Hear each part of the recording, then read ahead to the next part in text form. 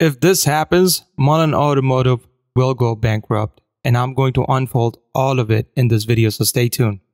There has been a lot of speculation and unverified information is being presented by many different YouTubers, but the fact is that the company which runs on such pumps and fake information cannot sustain growth in a long period. The first thing I would like to show you guys is the institution holdings. And institution holdings is a very good indicator to show you how the company is doing. At this point, MULN is not a startup company anymore, in my opinion. They have a lot of intellectual property, so I would expect the number for institution holdings to be on the higher side. Because why would institution want to miss out on this supposedly Tesla opportunity, right? Just the way we're thinking, the same thing, that maybe this will be a next Tesla. Well, that's for debate. Institution ownership is only 1.63%. And who owns most of the shares? No surprise, Vanguard and BlackRock. The reason I'm not surprised is because BlackRock current asset under management is about $8.59 trillion, which means they have some portion of the portfolio assigned to such stock, which might or might not make it. So if MULN does not make it, BlackRock will not be impacted because it's $8.59 trillion under asset management. That's like almost 1/3 of your economy right there.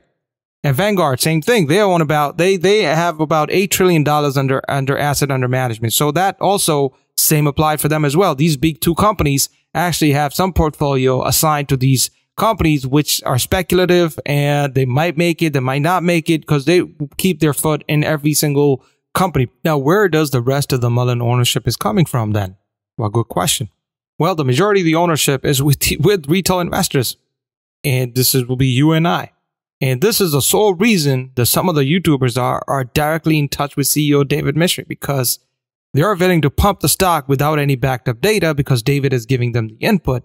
Rightly so, because, you know, David is running the company, so he wants the cash to keep coming, cash flow keep pumping, everything's got to keep going, right? So he wants these YouTubers being directly in touch, and I'm kind of amazed, right? Like people with not really very high subscriber count is talking to him on the phone and things like that, like text messages. It's kind of odd and kind of weird too, right? This should be a red flag for many of the people that are investing in the company. So with that being said, the second most important measure that I would like to talk about is cash flow statement. Cash flow is the most critical measure because it determines the fate of a corporation. In addition, this indicator is used by financial advisors to recommend or not recommend a stock. This is a cash flow statement from MULN's 10Q. The first one on the list is cash flow from operating activities, which is a big negative $67 million.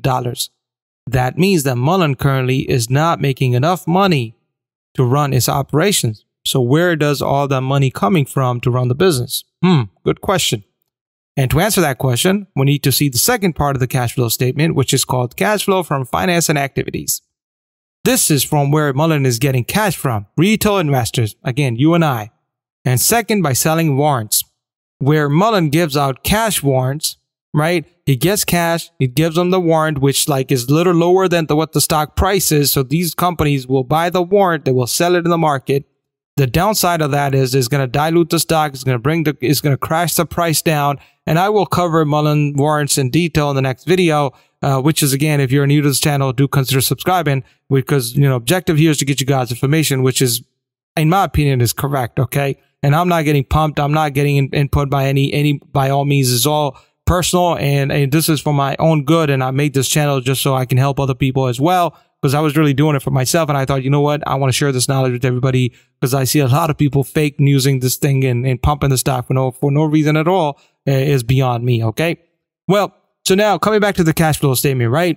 Again, I'll cover the warrants in the next video. The current cash on hand, MULN has about $86 million, which I think is not enough to run for another couple of years. So in my opinion, I think this is how MULN will try to increase their cash position to stay afloat, right? Not to go bankrupt. If this does not happen, say goodbye to MULN stock, right?